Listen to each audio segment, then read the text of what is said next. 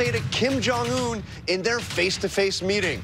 And as North Korea comes to the table, can someone the president has called a madman be trusted?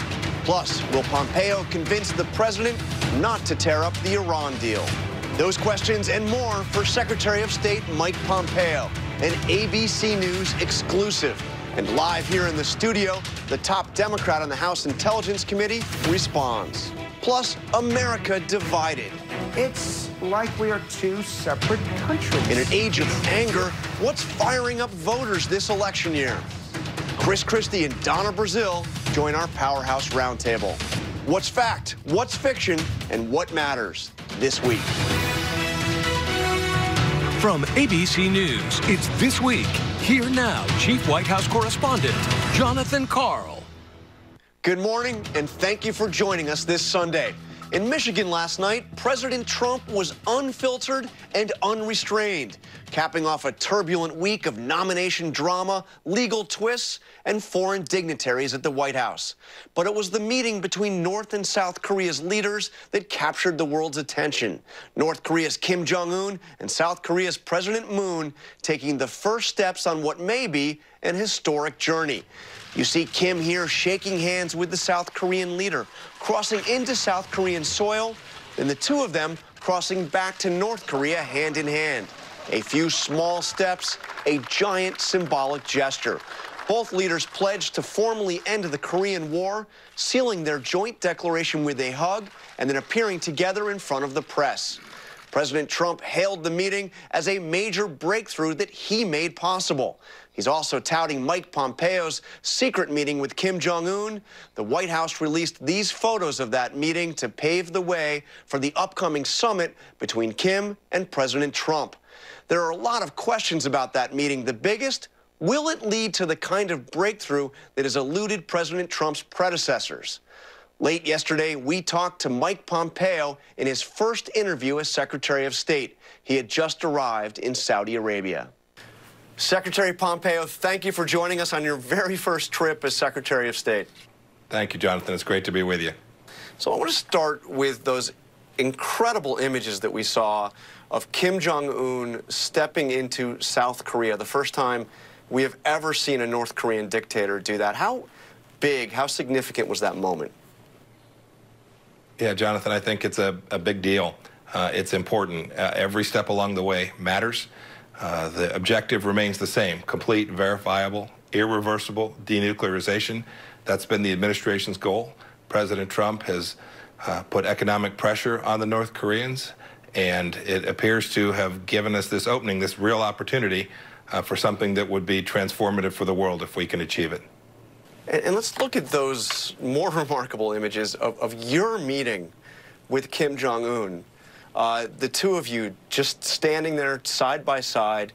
What was going through your mind at that moment? Well, I was on a mission, Jonathan. I had a mission to begin to lay the groundwork for President Trump's meeting with Kim Jong-un. We wanted to make sure we understood that the North Koreans, Kim Jong-un, was prepared to talk about the things that matter most, to give us a grounds, a basis to have that meeting between the president and the chairman.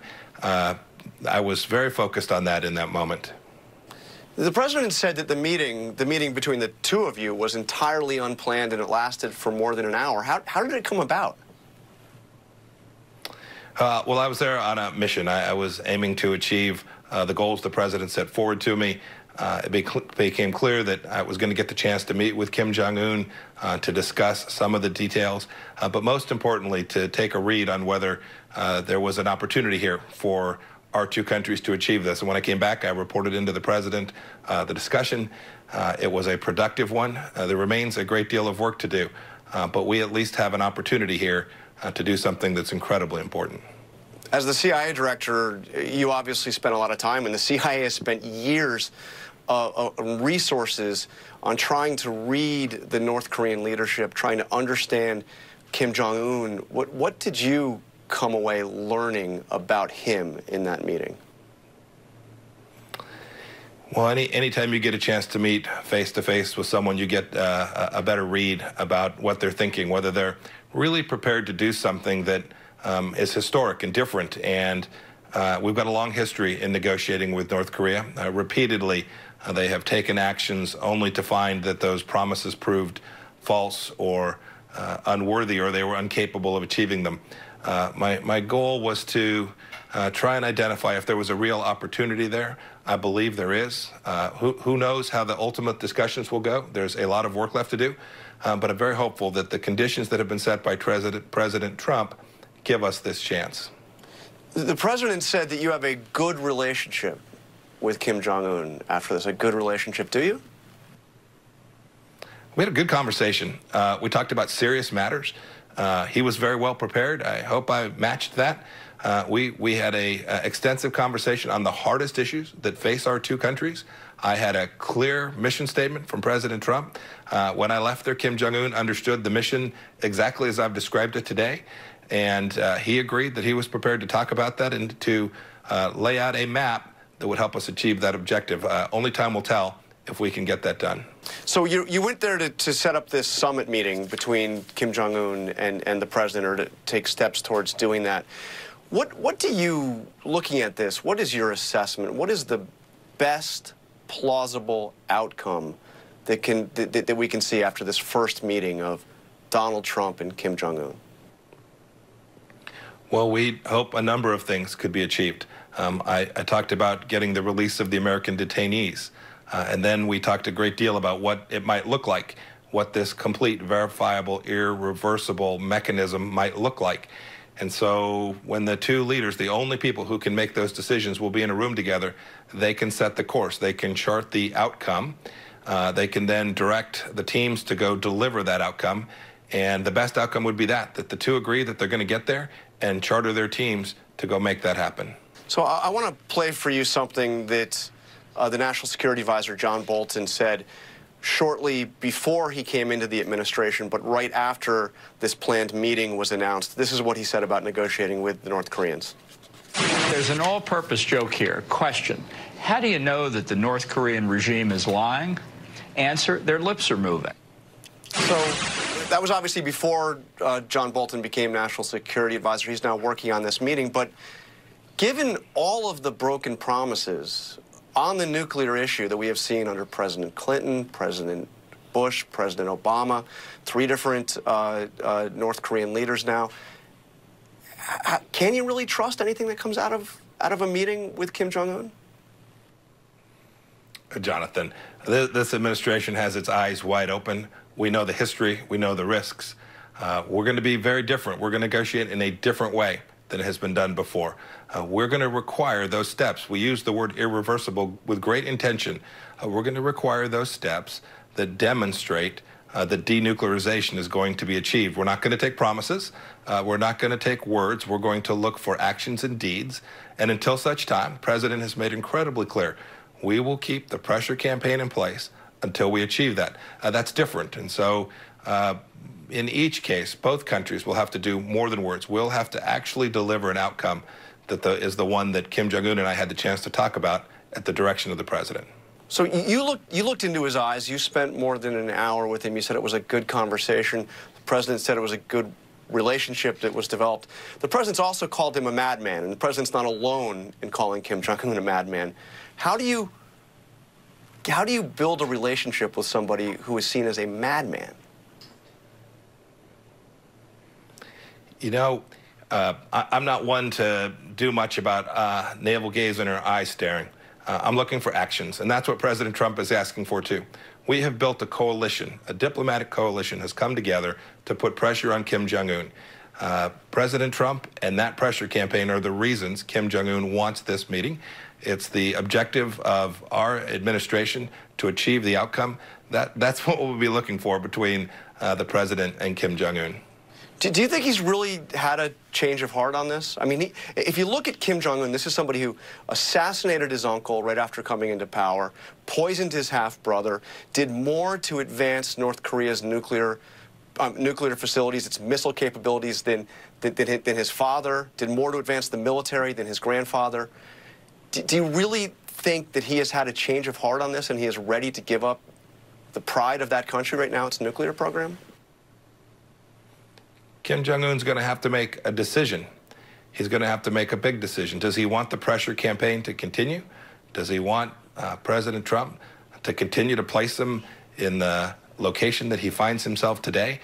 Or is he looking for something big and bold and different, something that hasn't happened before? I don't know which way it will go. As the president has said, only time will tell. But we have a mission set. We have an obligation to engage in diplomatic discourse, to try and find a peaceful solution so that Americans aren't held at risk by Kim Jong-un and his nuclear arsenal. That's the mission. That's the goal. Only time will tell if we're going to be able to achieve it. And you've been clear, this is complete, irreversible dismantlement of their nuclear programs. Get rid of the nukes, get rid of the capabilities. Is he going to get is he going to get anything in return before he does that? Or is there any lifting, any easing of sanctions, any reward given before the total irreversible dismantling of that nuclear program? Jonathan, the administration's been very clear. We'll see how the negotiations proceed, but we're going to do it in a fundamentally different way than the previous efforts to persuade the North Koreans to get rid of their nuclear weapons program. We have our eyes wide open, Jonathan. But nothing before it's done. No partial steps.